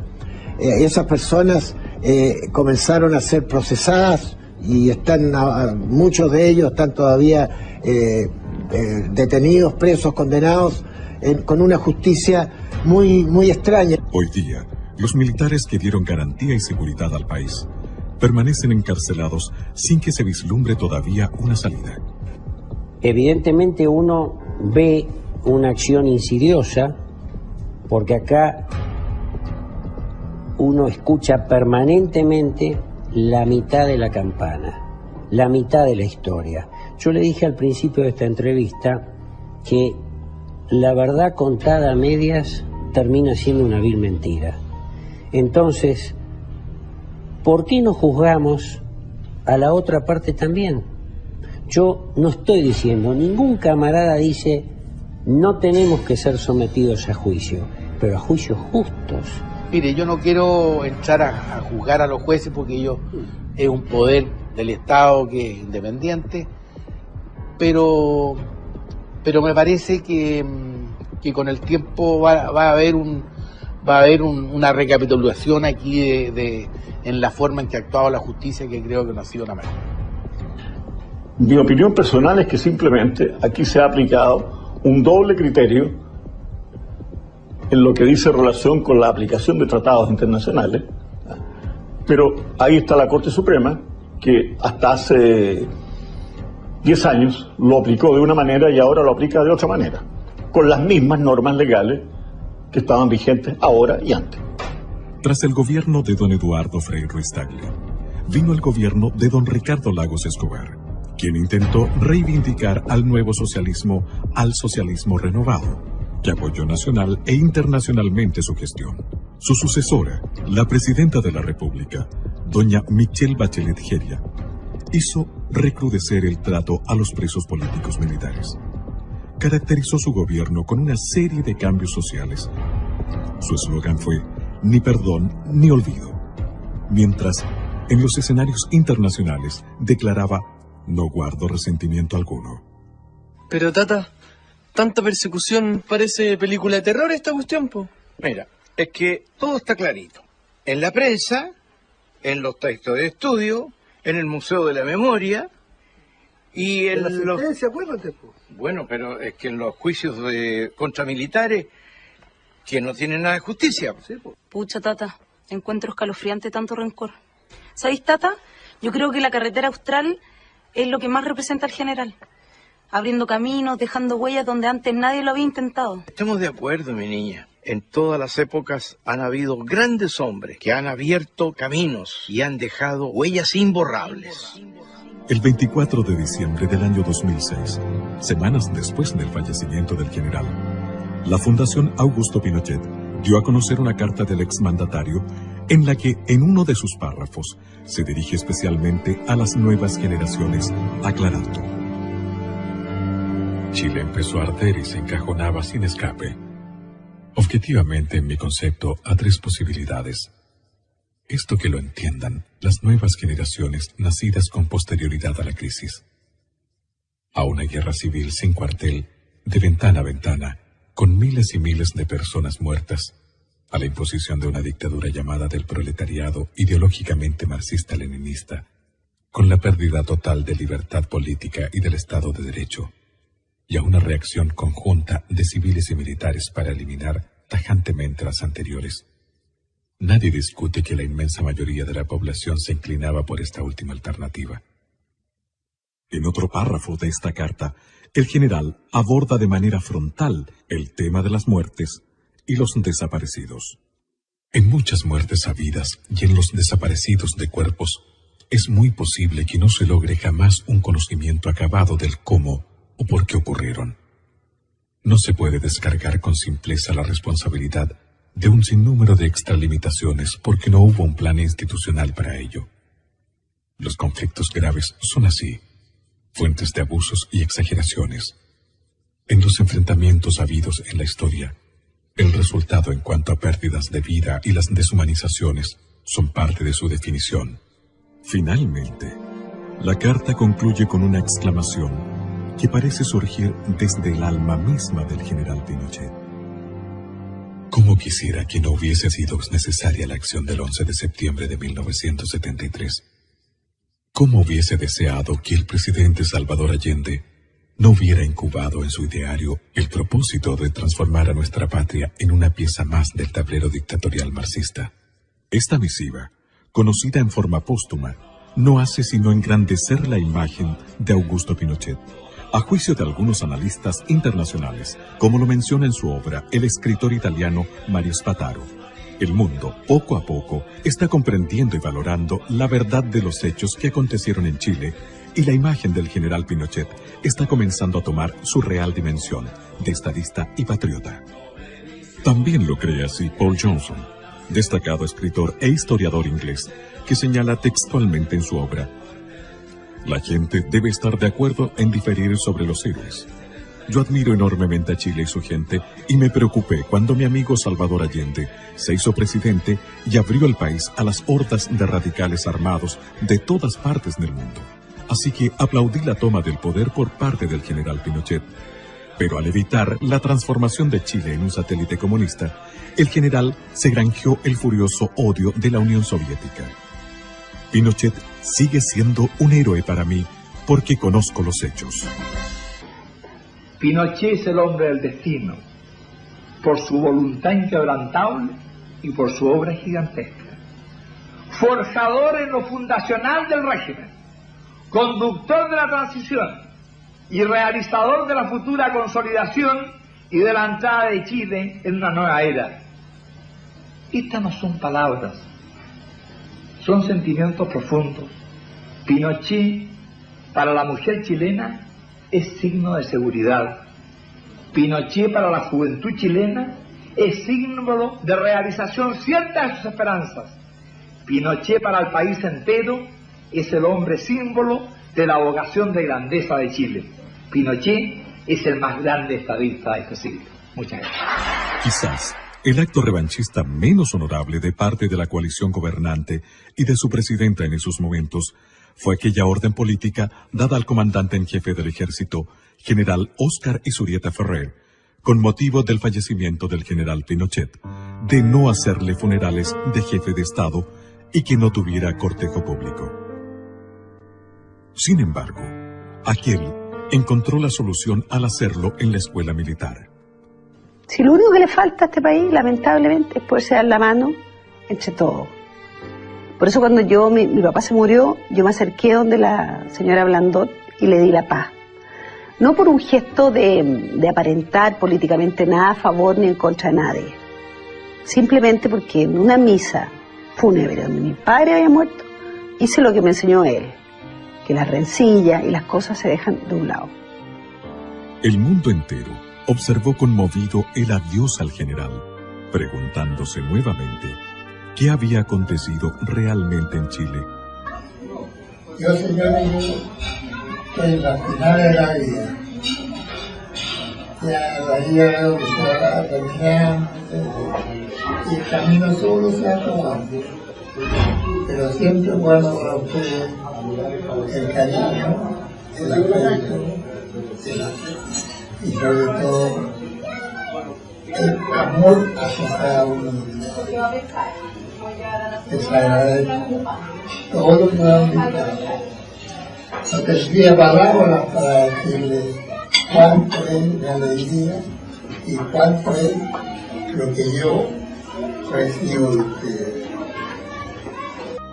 Hoy, cerca del final de mis días, quiero manifestar que no guardo rencor a nadie, que amo a mi patria por encima de todo y que asumo la responsabilidad política de todo lo que he obrado en la convicción que ello no tuvo otro norte que engrandecer a Chile y evitar su desintegración. Quiero especialmente dar un mensaje de apoyo a mis camaradas de armas, muchos de ellos privados de libertad, que sufren la persecución y la venganza de quienes desencadenaron la confrontación y la violencia, que obligó a las Fuerzas Armadas y de orden a intervenir para superar un conflicto que parecía insalvable. Gracias a su coraje y decisión, Chile pudo transitar entre la amenaza totalitaria y la plena democracia que nosotros restablecimos y de la cual gozan todos nuestros compatriotas. Reitero lo que he dicho siempre: yo asumo la plena responsabilidad política de lo sucedido. Tengo la certeza más absoluta de que el día de mañana, cuando cesen las pasiones y los resentimientos, la historia juzgará con objetividad nuestras tareas y reconocerá que la obra realizada colocó a Chile a la cabeza de las naciones de este continente. Ruego a la Divina Providencia que seamos capaces de superar las heridas que inevitablemente dejan conmociones sociales y políticas como las que debimos enfrentar en 1973, y que se restablezca en Chile la unidad, concordia y paz social. Solo así volveremos a ser grandes y sepultaremos el odio y el revanchismo. Muchas gracias a todos ustedes por la lealtad y la gratitud que guardan para con este viejo soldado, a quien la patria lo colocó en una encrucijada histórica que logramos resolver con el apoyo y respaldo de sus camaradas de armas y del heroico pueblo chileno. ¡Viva Chile!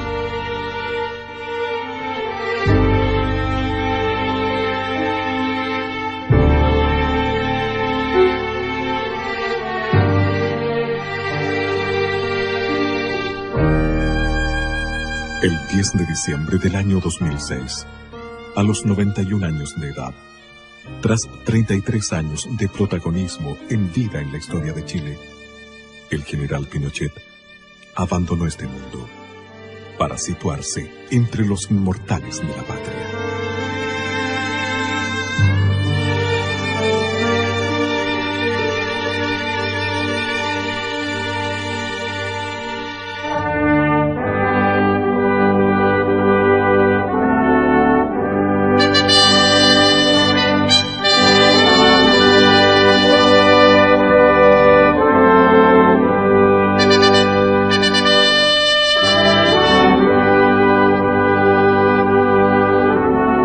Cientos de presidentes serán olvidados. Un general Pinochet vivirá para siempre.